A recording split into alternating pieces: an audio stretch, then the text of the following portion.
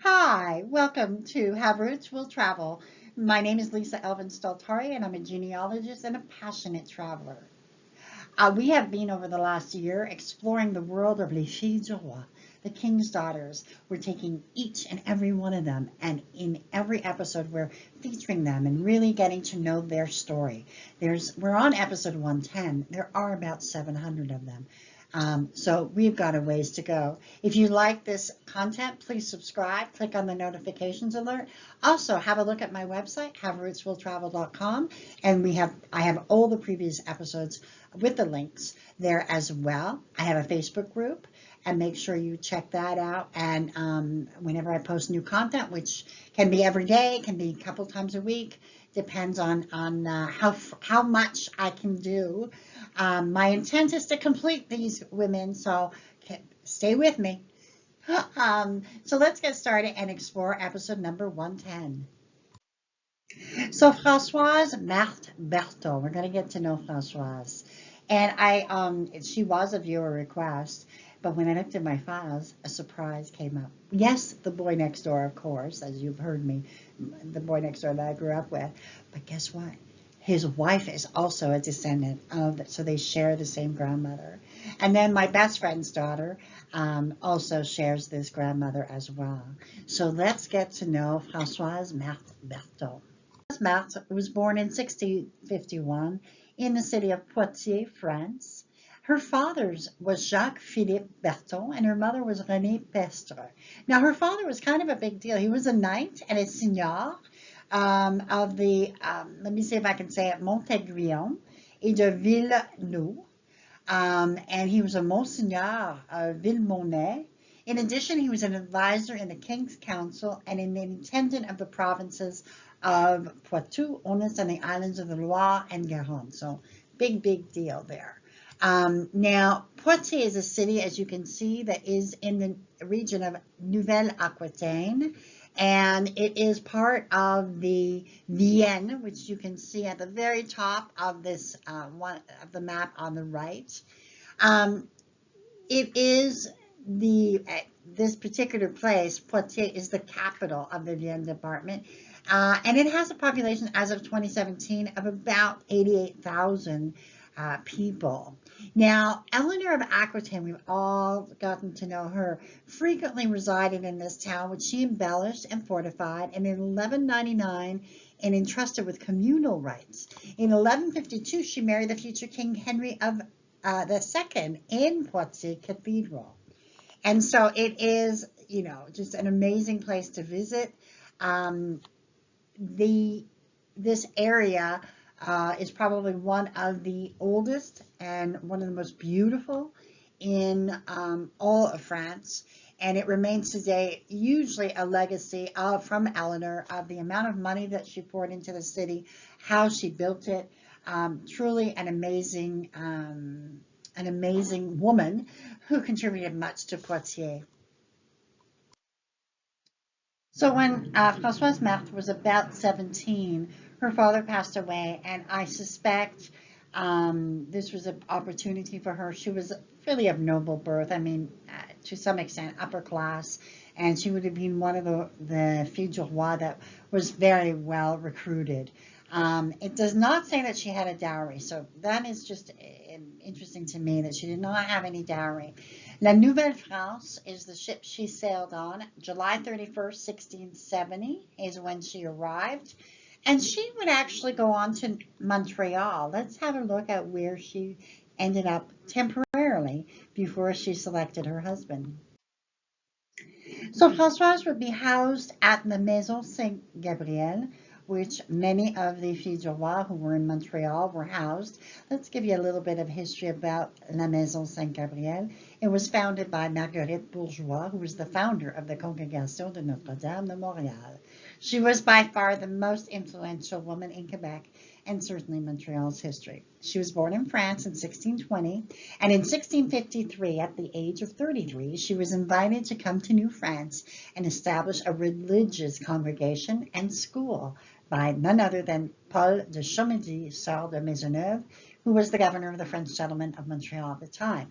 She established that Notre Dame Congregation, which is the church you see on your left, and helped organize its congregation and its church. The governor allowed her to use his stable as the first schoolhouse, and this in turn became the first school in Montreal, first public school.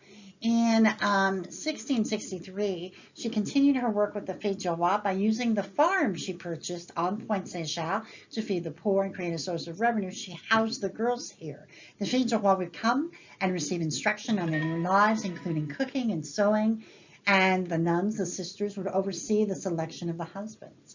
Marguerite would continue until her death to create educational and religious institutions that would help the struggling town of Ville-Marie, which would become someday the mighty Montreal. So this is one of the number one places, probably number two, that I'm going to visit next year. After Ile d'Orléans, I'm going to go to La Maison Saint-Gabriel. So that is open, and you can absolutely Google Maison Saint-Gabriel. I might even put a link on it for you as well, okay? The groom that Francoise selects, and who selects her, his name was Joseph Chevalier, and he was born in 1644 in the parish of Saint-Jacques in Dieppe. The church where he was presumably baptized dates back to the 12th century. Dieppe is, of course, known for the famous World War II battle, but it was first noticed as a fishing village way back in 1030. It became at one point the number one port in mid-century France. Another claim to fame was its school of cartography, map making, in the 15th century, and two graduates from that school left for the New World and established the first French colony in the New World in 1564 called Fort Caroline, which predates Fort St. Augustine in Florida, if you can believe it. So that was amazing. So you can see where Dieppe is. You can see right the ocean is right there. Just a beautiful, beautiful spot. Can't wait to visit this place either. So Jacques was a master woodworker, and he would come over probably in 1662 as an engagé, otherwise known as a hired hand. They would sign a contract and have their passage paid usually, and also receive a yearly income for about 3 years. And at the end of the 3 years, they could elect to stay in the colony, as it was called, or return to France. Joseph obviously decided to stay. So Joseph and Francoise-Marthe were married in Montreal on October 7th, 1670. So this is their marriage record. This is also kind of an illustration of the Notre Dame Church and kind of an old map of where it would have been located. So Joseph and Francoise would settle at Montreal, which is normal. Let's talk a little bit about Montreal. As many of you know, I'm from Quebec and was born about an hour away from Montreal in a little town called Drummondville. So Montreal is near and dear to my heart. This wonderful city that would become Montreal started off as Ville-Marie by the founder, Paul de Chomedy, Sœur de Maisonneuve, and was essentially a missionary center. When it was established in May of 1642. The colony would not thrive, and it was on the verge of extinction when Chamonix decided to return to France to recruit 100 settlers, who would become known as Le Grand Recrut in 1653. From this small group would evolve the Notre Dame congregation from Sister Marguerite Bourgeois, who we looked at. When Montreal was founded, the new colonies were rapidly confronted by a fearsome enemy, the Iroquois. Unfortunately, there was no regular army on Montreal soil until 1665, when the Carignan-Salière Regiment landed there. But in the meantime, militias capable of resisting Iroquois attacks were set up. On January 27, 1663, Chamonix de Maisonneuve created the Saint-Famille militia to protect Ville-Marie and its inhabitants. It was made up of 139 volunteer colonists divided into 20 squads. A corporal was elected by the members of each squad. And so this gives you an idea of how the how they had to protect themselves. I mean, it was really kind of a wild outpost, which is why Montreal for many, many years was not seen as anything great. Quebec City and Three Rivers were far more evolved, quote unquote, and they viewed Montreal as this really, really outpost, the Wild West. Um, and here is a clip of the 1681 census where we have Joseph, who's 37, his wife, Francoise-Marthe, his wife, sa femme, 28, their children at the time, Marie, 10, Pierre, 8, Jean, 6, Jean-Baptiste, 4, Elizabeth, 2. They had 2 bêtes à cornes, which is 2 goats, and 12 arpents valeurs, which is about 10 acres of land, 9 to 10 acres of land.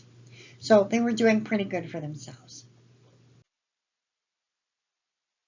So they would go on to have an astonishing 13 children. First off, Marie-Françoise married Urbain Jeté and had 7 children, and all of whom made it. Pierre would die at the age of 8 years of age. Jean would marry Catherine Lavallée and have 9 children, all of whom made it. Jean-Baptiste would marry Françoise Alavoine and have 16 children, 12 of whom made it. Elisabeth married Séraphin Lauzon and had 14 children, but only 5 made it. Anne Angélique would marry Charles Leduc and have 6 children, all of whom made it. Geneviève married François Bourget and had 2 children, one of whom made it.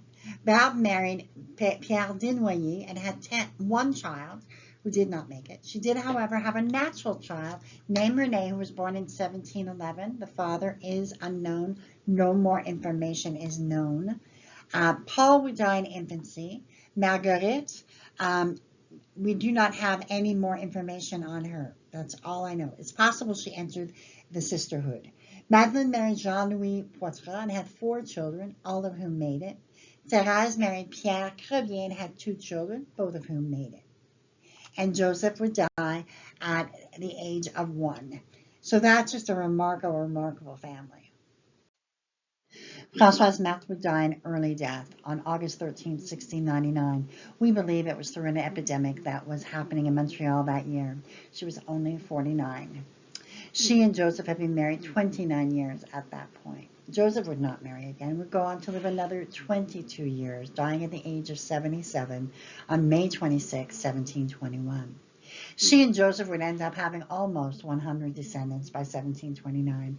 And obviously, for the viewer who requested, the boy next door and his wife, and my best friend's daughter, their lives and their lines live on. So here are some resources that I want to recommend. Number 1, La Société des Filles du Roi. I am a member and I'm also the membership chairperson. Their website, there's lots of places where you can look for information without being a member. So I absolutely recommend that you go. I'm listing all of the addresses in the notes section for you. And then number 2 is a fairly new addition, Quebec Genealogical E-Society. I've been a member for a few years now. It's truly a remarkable place. Got a lot of information and growing all the time. Number 3 is Nos Origines, which is a free site, and it's kind of a group think in terms of the families of Quebec. Number 4 is Généalogie Québec, which I always say is like my version of Ancestry.com for Quebec. Number 5 is Migration, which is everything you ever wanted to know about Les Filles du Roi. It is free, but I do make a donation because I appreciate their work. And number 6, Facebook, Filles du Roi Descendants. Really a great Facebook page. Very kind people, very generous of spirit and soul, and just a really good place to kind of get more information and connect up with people who share your roots. And with that, we end episode number 110.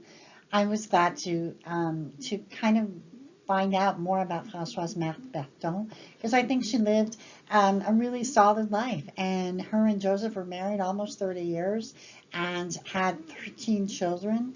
I think there is a testament to her stamina and her contribution. And although her life was cut short, she made it matter. She made a difference.